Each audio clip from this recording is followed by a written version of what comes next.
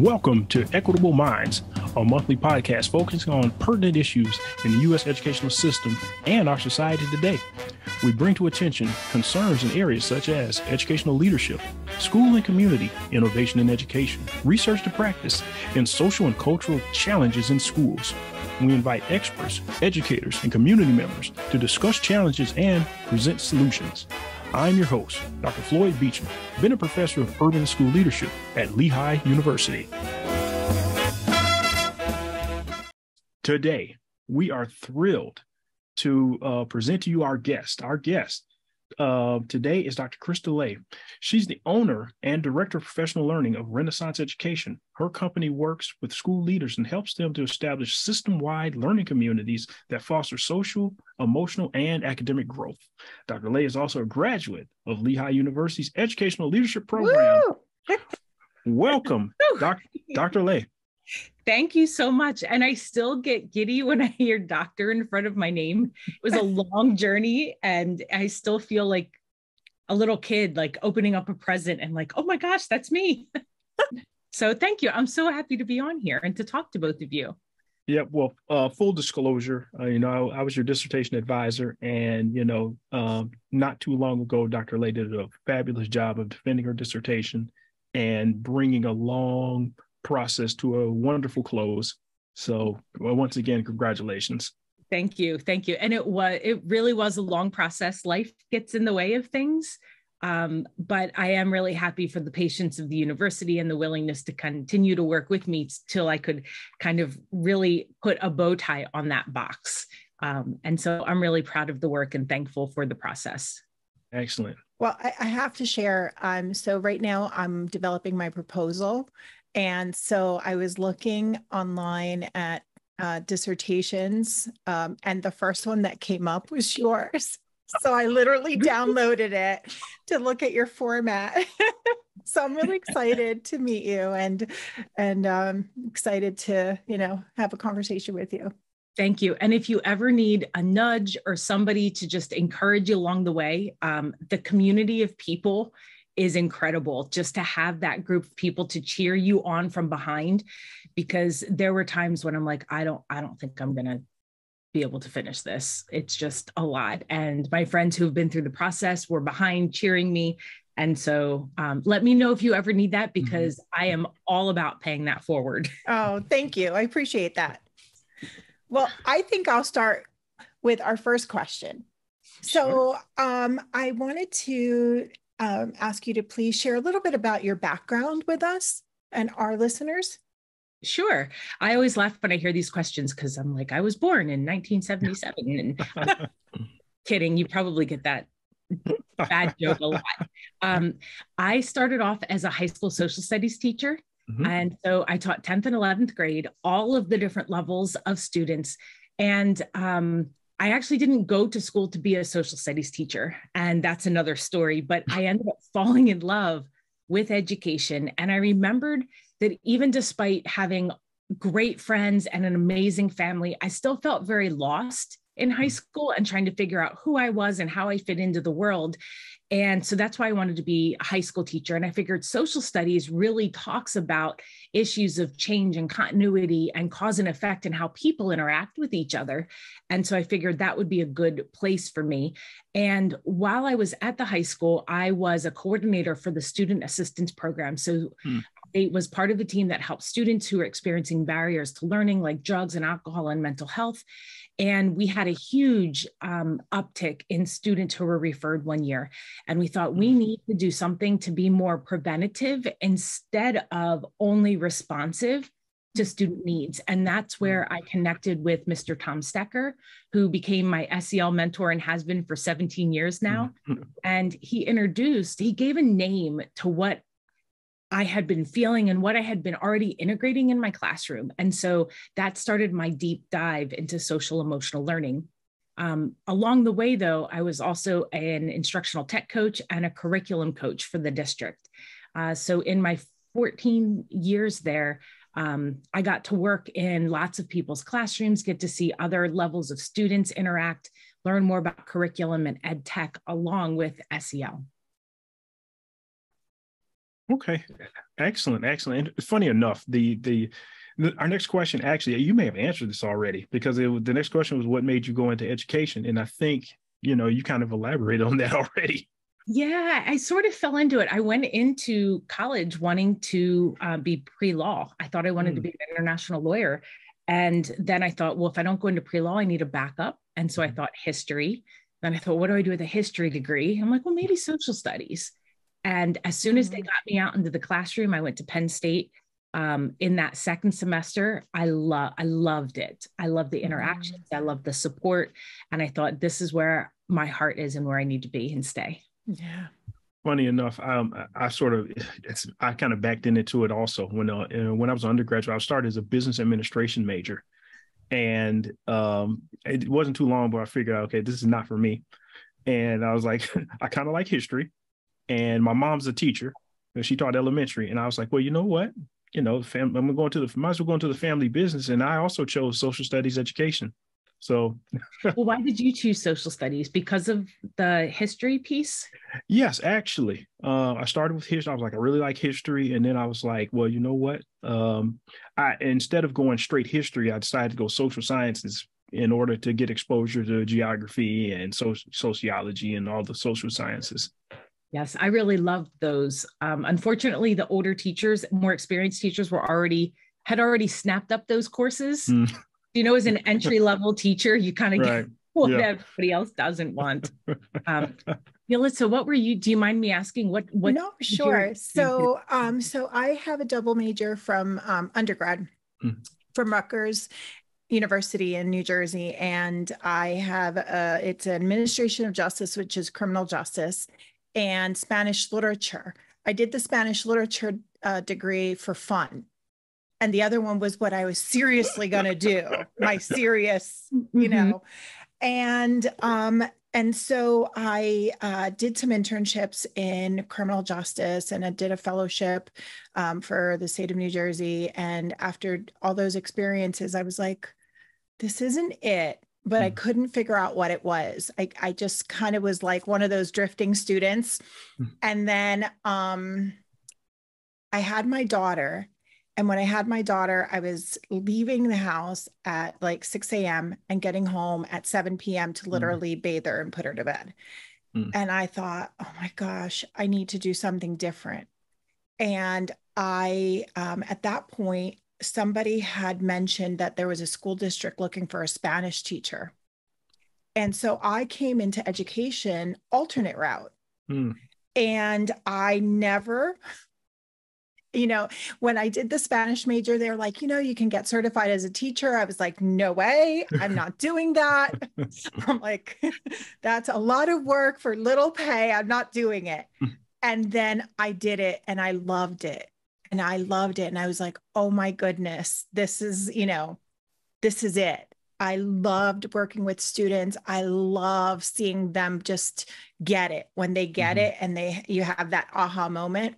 And so I really have my daughter to thank for, for me being in education. It would have probably been a few more years of me just going into different things. So here I am today, many, many years later. So I feel very privileged to be in education. Yeah. Dr. Leh, thank you for asking that question, because for our listeners out there, this also marks a bit of a transition, as we want to also congratulate Dr. Tashina Kabaz, who was my previous GA, my graduate assistant, who finished her dissertation and graduated. And now Yalitza has come on board as our new co-host and graduate assistant of mine. So this again marks, yet another milestone for the program. So our listeners and our viewers will also note sort of the new look to the program here. So we hope to keep, like I said, some news. There are going to be a few new changes and everything, but that's all right. Like I said, we're learning that it's just different. It's different, and a lot of possibilities. Yes, and you're in great company. I was a graduate assistant as well. Oh, really? Yes. So I worked supporting the University School Study Council. Oh, yeah. So helping to organize professional development, and really got to hear the administrative perspective and what their learning was like, and really kind of get an inside look at the way that organizations and systems run. Right. Specifically in education. So I'm well familiar with the Lehigh community, and you're in great company and following a really great line of people. Wow, excellent. So why is social emotional learning important for students in schools? What are the benefits for students? One of the first things that I think of, and I fully admit that when people used to talk to me about neuroscience in the brain, I'm like, nope, don't do that. Like, I don't. But when I started learning little bits and pieces, I've understood that we can't fully learn to our highest levels, our highest capacity, unless we're feeling physically and psychologically safe. Yes. And the way that our brains work, if we are feeling unsafe, we get a fight, flight, freeze, or fawn kind of experience.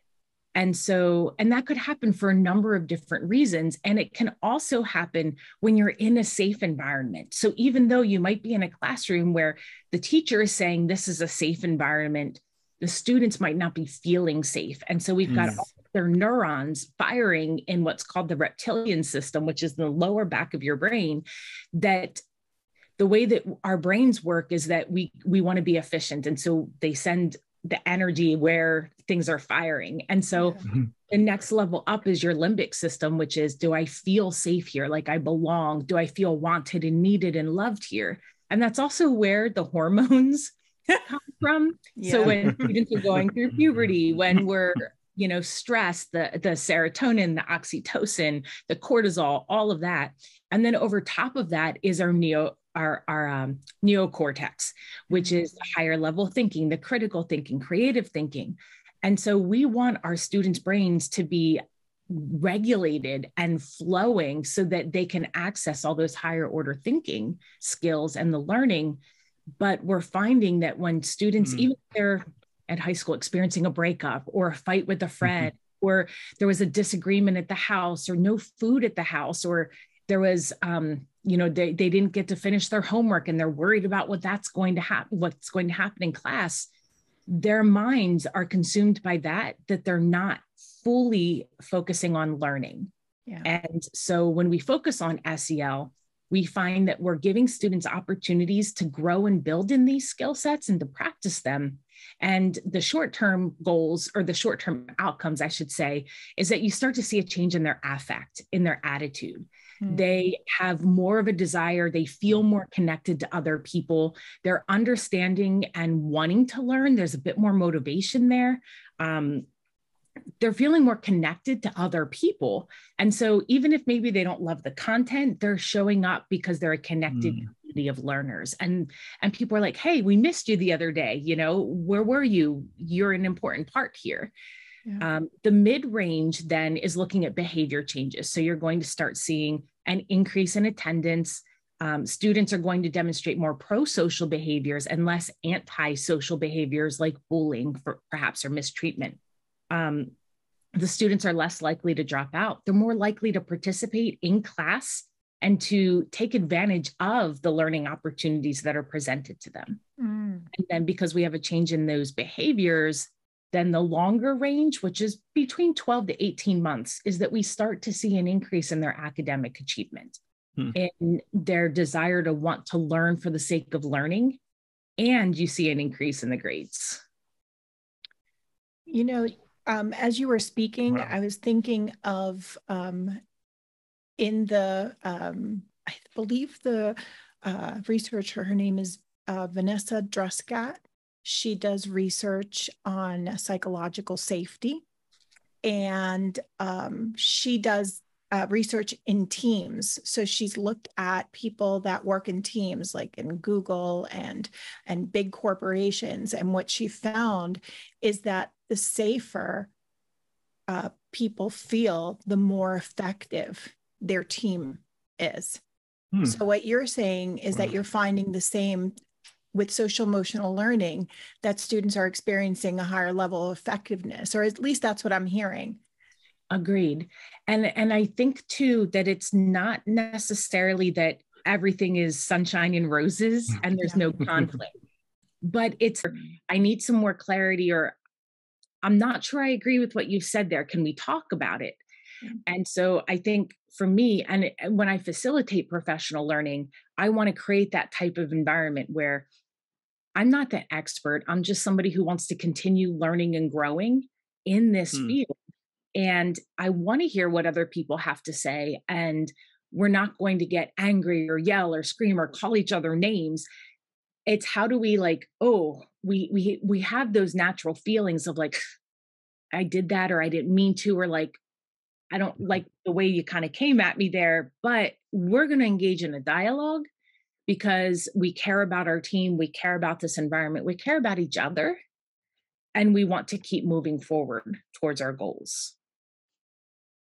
Wow, listening to you describe SEL, I mean, it just sounds like there's a lot of benefits, and it's just a lot of great things that it can do.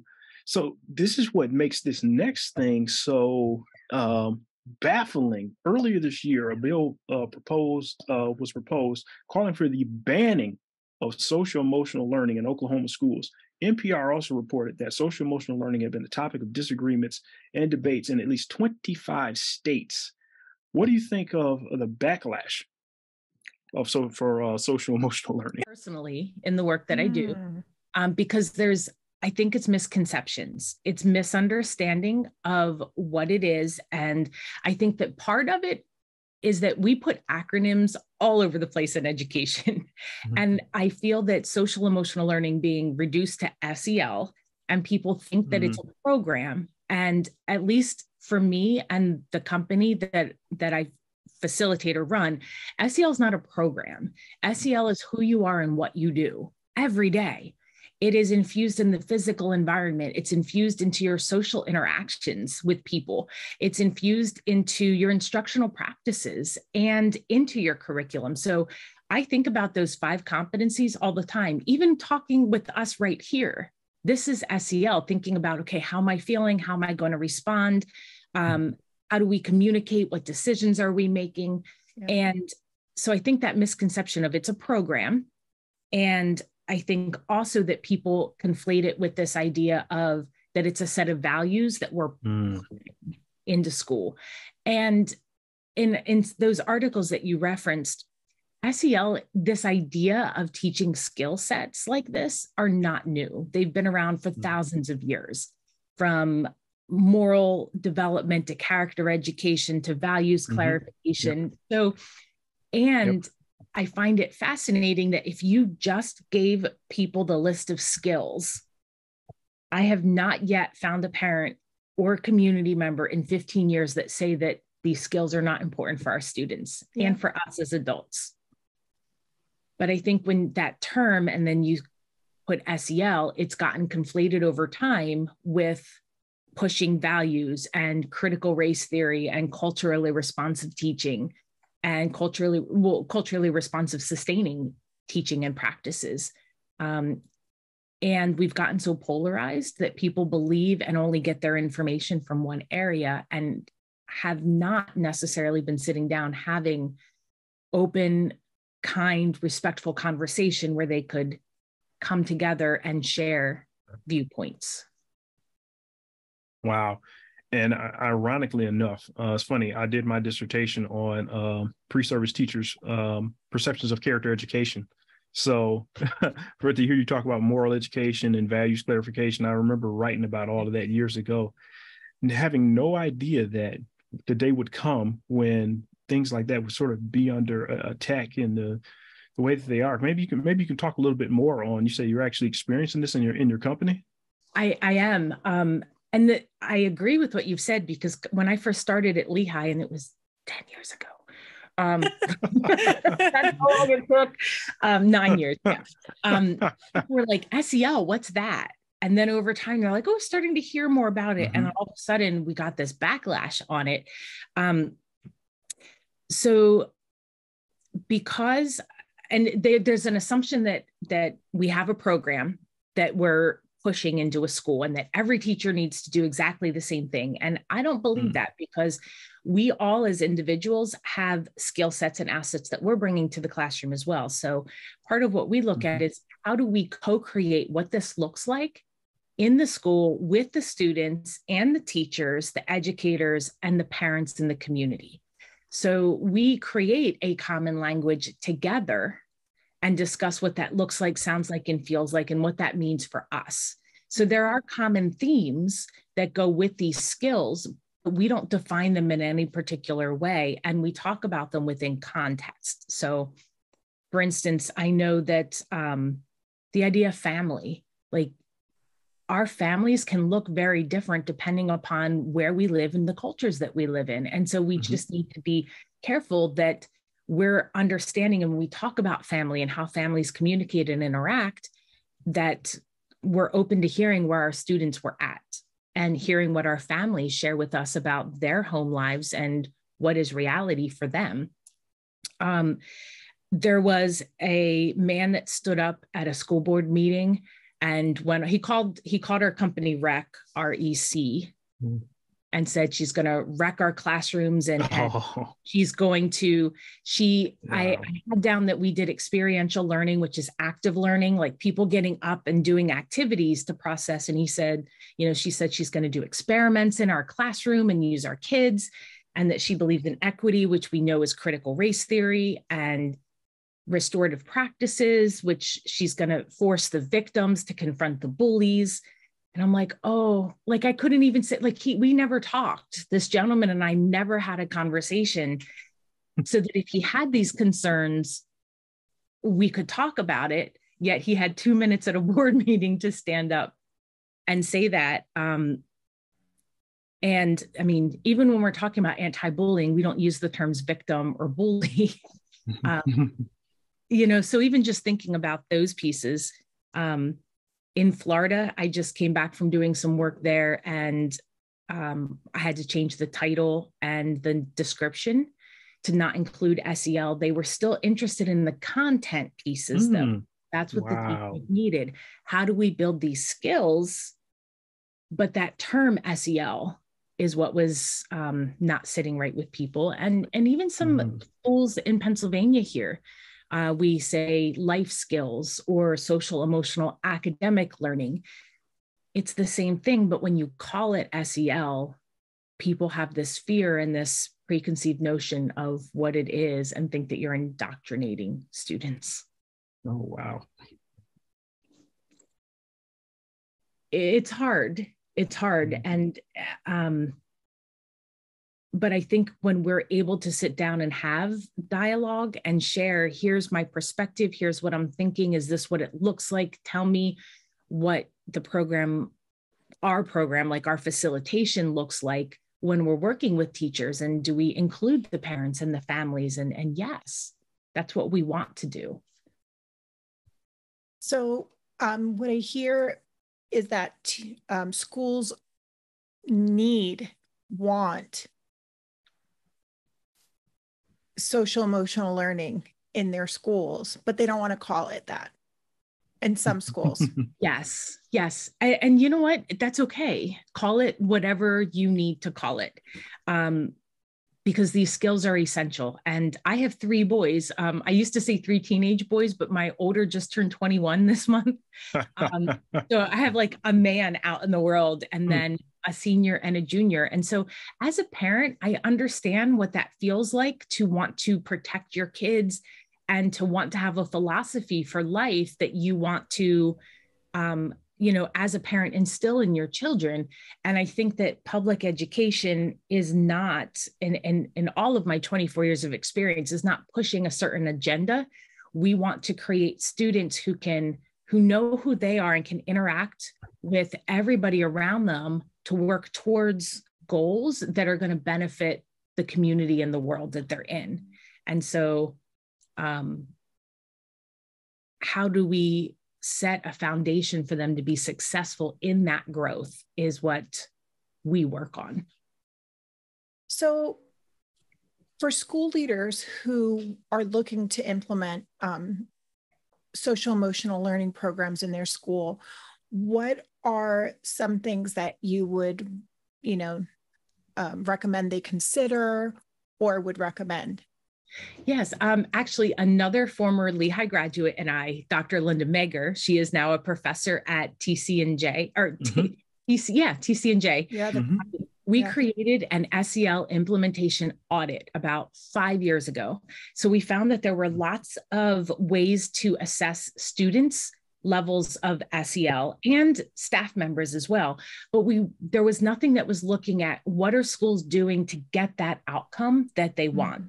And so we created an audit. We've been using it across the United States, and it's in its 4th version now. We're continually updating it.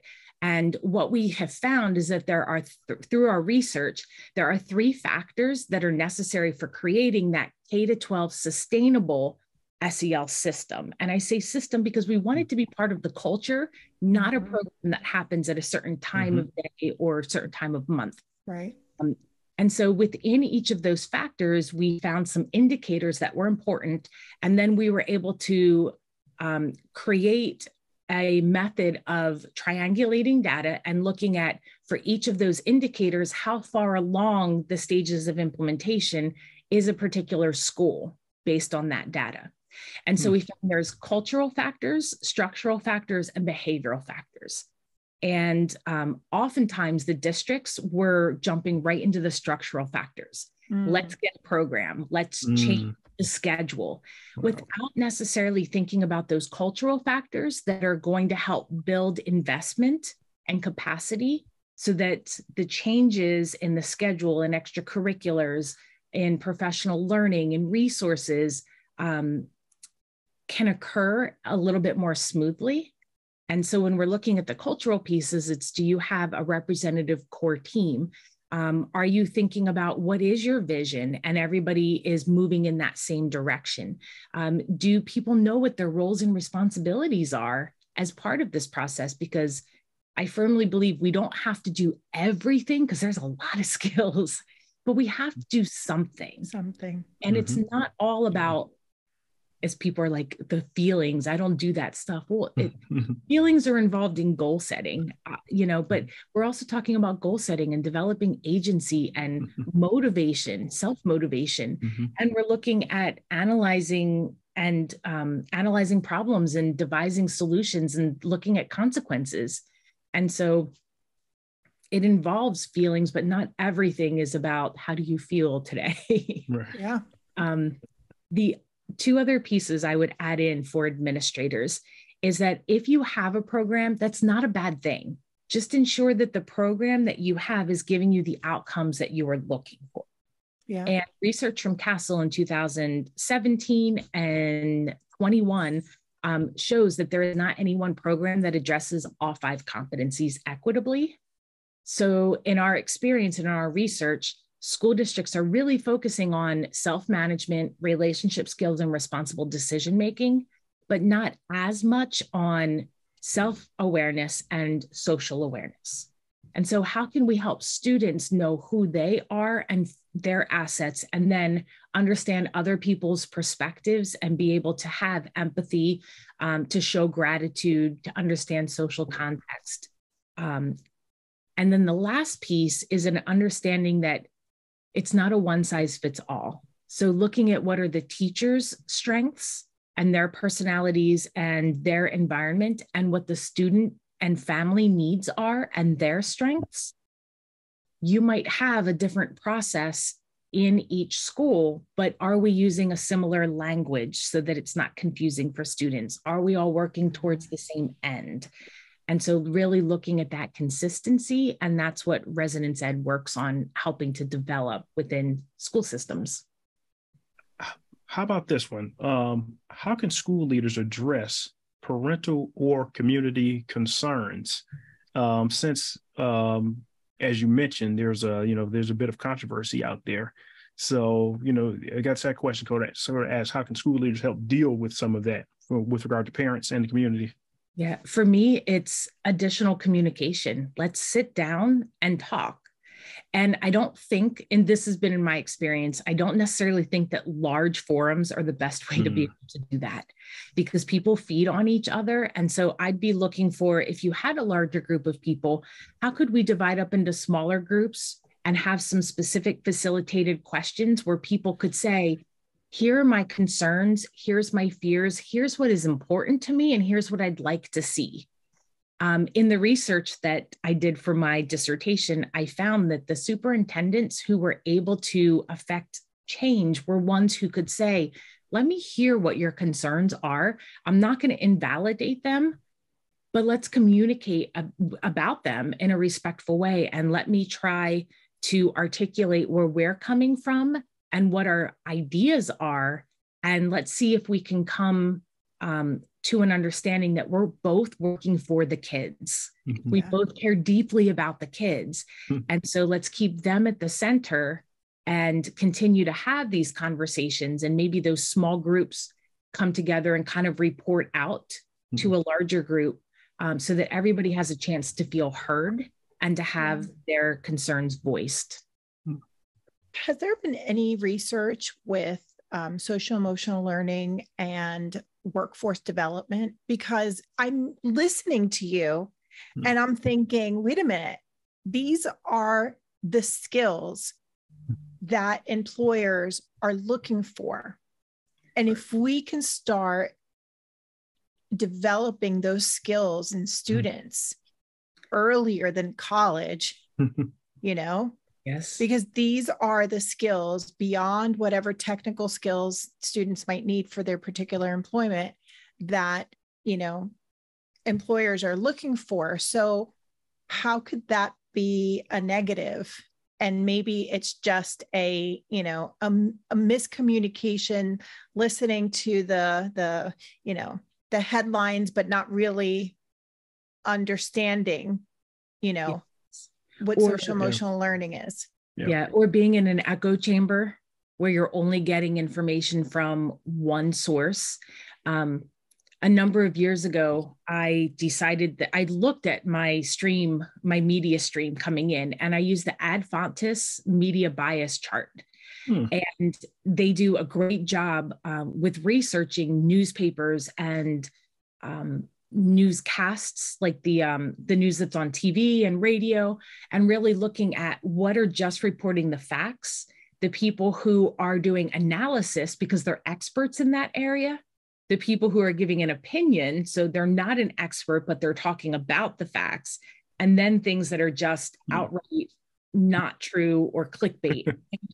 And then it also went from, this is center in terms of American politics, to here's very much to the left leaning, and here's very much to right leaning. And so I would stay at the very top. And those are the only media streams that I subscribe to, because I don't want to get sucked into that clickbait that you read a title and you're like, what happened? And your emotions are already going before you've read something. Right. So I just want to, you know, stay level, but I also looked at expanding the people who I listen to and who I learn from, and getting different perspectives. And in terms of the workforce investment or the workforce piece, I think that that's significant as well, because not all of our students go to college. They're going right into a field. Absolutely. And I think that K to 12, all of our students need to grow in these skills. Yeah. My husband works for a union, and sometimes he comes home and he talks to me about the way that people treat each other, because it's part of the culture there. Yeah. And it's hurtful and it's mean. And if you get upset about it, you get it even more for showing feelings about it. And I'm like, but you can't possibly be productive because you're unhappy. Like, you go in and people are treating people poorly. And I think it's a vicious cycle. So whether or not we're preparing students for college or for workforce, we all need to learn and grow in these skills. And I've heard people say, oh, it's about being politically correct. No, it's just being about being a good human. Yeah. Being a kind person and caring about somebody next to you and wanting to not purposely hurt them and learn about them. I think another misconception is that sometimes like, oh, well, this is only for people who are dysregulated or who are getting in trouble. Well, when we look at those skills, and they're human skills, I'm still learning and growing in those. And so there's some days where I have good days and some days I'm like, oh, that wasn't very SEL of me. You know, I kind of messed that up and I need to go back and talk to my kids again. Apologize. But that's normal and that's natural. It's what we do when we have a misstep that's important. So I think that this is something that benefits all of us as individuals when we think about those 5 competencies and how we leverage them throughout the day. So as a Lehigh student, how did your experience at Lehigh prepare you for your current job and the work that you're doing? Yeah, I loved my classes at Lehigh, and I had some of the most amazing professors. And I want to say in the country, but I didn't go to all of them. But I learned so much, and I felt like I was learning from people who had the experiences in the system. So it was theory, but it was also connected to practice, which I really appreciate. It's very hard to hear from people who haven't had the classroom experience or the school experience saying, well, this is what you should do. This is what it's like. You know, here's some articles to read.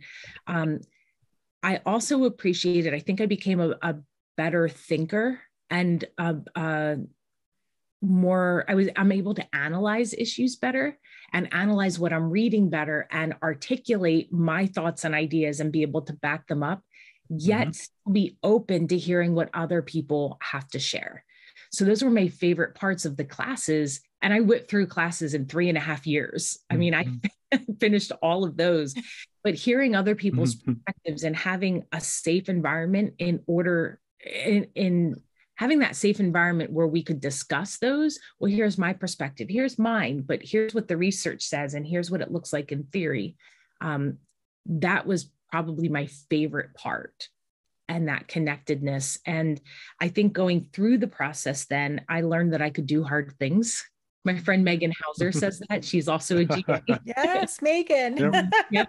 Shout out to Megan. Yep. We met while I was doing work at a school district that she worked in. And I think you realize that like it was rigorous and I did it. I had support, and I'm really proud of the work that I did all through the program. And so I think that knowing that I entered into a university that focused on research was what I wanted and was important to me. And I feel that the work that I put into it was given back by making me a better person and a better thinker, writer, speaker, and person to interact. Yeah.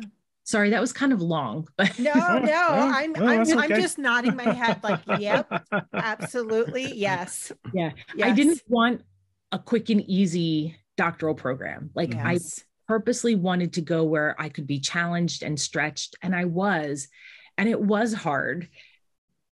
And I love that I made it, that I could, say that I did it, and I'm a better person for all of it. And I have a skill set that I didn't have 10 years ago. Absolutely. Yeah. Yeah. And speaking of I think that was I think really, really well articulated by you with regard to how you experienced the program and what you received in terms of skill sets after the program. Because what I've come to realize is that the academic economy has changed over my time in the early 2000s up until now, because now our graduates, when they come out, they may not be able to easily go into an academic job or find a faculty position. So now they're looking into just a different marketplace. But what they're finding out is that a doctoral degree allows you to really do some new and different things based upon what you were just saying. New ways of thinking, new ways of being, new ways of, experiencing and interacting with the world around you.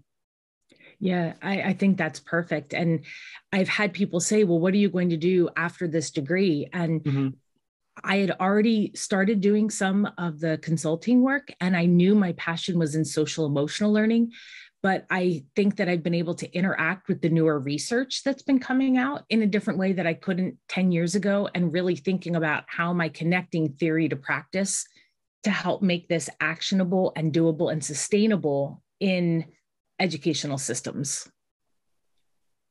Yeah. And speaking of, wow, I think we're, as we're near, we still got at least one more question for you here. Yes. Questions. So tell us, since you're doing this role that you're doing right now, which we talked about a little bit earlier, and you have your own company, what's the best part of your job? Besides making my own hours. You know what the funny thing is I saw something on Instagram the other day that was like, I went into my own company because I wanted to control my schedule, and now I work 24/7. That's kind of what I work 7 days a week. And because I work across time zones, I'm working from 7 o'clock in the morning till 9 o'clock at night. And obviously I do have breaks, but I love the work that I do because I get to be creative and connect theory to practice. But my absolute favorite part is having an opportunity to interact with teachers and maybe show them one or two new ways of thinking or connecting to some new research, like on developmental relationships. And then hearing how they take that and integrate it into their day and how they make it theirs. And then they come back and share the amazing things that they've done. So that when I go into another school, I can be like, well, you know what? So-and-so at Freedom High School and Liberty High School, who I'm really fortunate to be working with, did this, and it was fabulous. And so I can connect educators together, administrators together from different schools across different states, and share the great work that they're doing with other people. And because we're all better together. No one. Yes, we are. Yep. And so when we can connect and share our ideas and our processes, we can better support our students. Oh yeah, here. Well stated. Absolutely. And it looks like I think we're out of questions. That's all the questions we have on our list. My favorite colors are blue and purple. but the part of the last word is yours. Did you have any other things you wanted to mention now about your company, or what do you have going next, or? Sure. So if people would like to reach out, our website is resonanceed.com. It's really long and it's a mouthful, but resonance, I often think about what's resonating with you, what's sticking with you, what's meaningful. And that's why we named the company that. But we're looking at, we're building out our next year's calendar already, because schools are starting to think about what is coming up for 2022-23. And we'd love to have an opportunity just to talk. We have free consultation for 30 minutes to just hear where schools are at and how we might be able to support them at the district level or at a building level as well, because we have free resources on the website on how we can help individual teachers grow and expand and infuse SEL into their classroom, but then how we can connect buildings together and create that K-12 sustainable system that is grounded in data. And so all of our professional learning is personalized by building and based on what their needs are. So we have a lot that we're working off of as a foundation, but it's not a one size fits all. And so I'd love to hear and be able to connect with people. We're also on Facebook and Twitter and Instagram. It's at residence_ed. Excellent. So I guess, I think, is that it for us? That is it. Thank you so much. Thank you. This was so fun. Yeah, I learned a lot. Thank you. Happy to help. And let me know if you need anything else. I'm happy to send resources your way. Well, I'm already using your dissertation as a template. So I tell you how much that filled my heart, because I'm like, oh my gosh, no one's ever going to read this. Yeah, you'd be surprised. Well. So thank you. Thank you. And let me know when this is going to come out, because I'd love to promote it on our social media streams as well. Oh, sure. Oh, will do. We all need to join together. There's so much work and so many students to support, and we all have something to bring to the table. Absolutely. Yeah, that's so true. And let us know how we can let us know how we can support what you're doing there with your company. And, like I said, you're always connected to us here at Lehigh University. So, you hold a special place in our hearts here, just, because of what you've done for the program. Like, so you work for the program, you're affiliated with the program, but, you're doing the work every day out there in communities with our kids. So hats off to you and, all your staff. Thank you. I look forward to staying connected, and let me know if I can help in any way. Always an email away. And Yelitza, let me know if you need that. Like, you can do this. Yes. Don't. Yes. Because I remember being like, why would anybody stop? Like, you come that far, and then like a divorce and a job and a house and a single mom and kid in college later. I'm like, yeah. It's a lot. Yeah.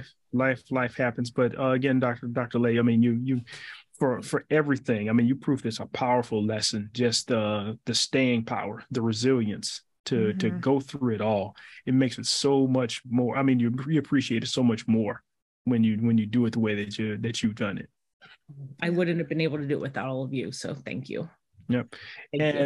And folks, none of this is possible without all of your support out there for our listeners, our viewers, for those who help make education go.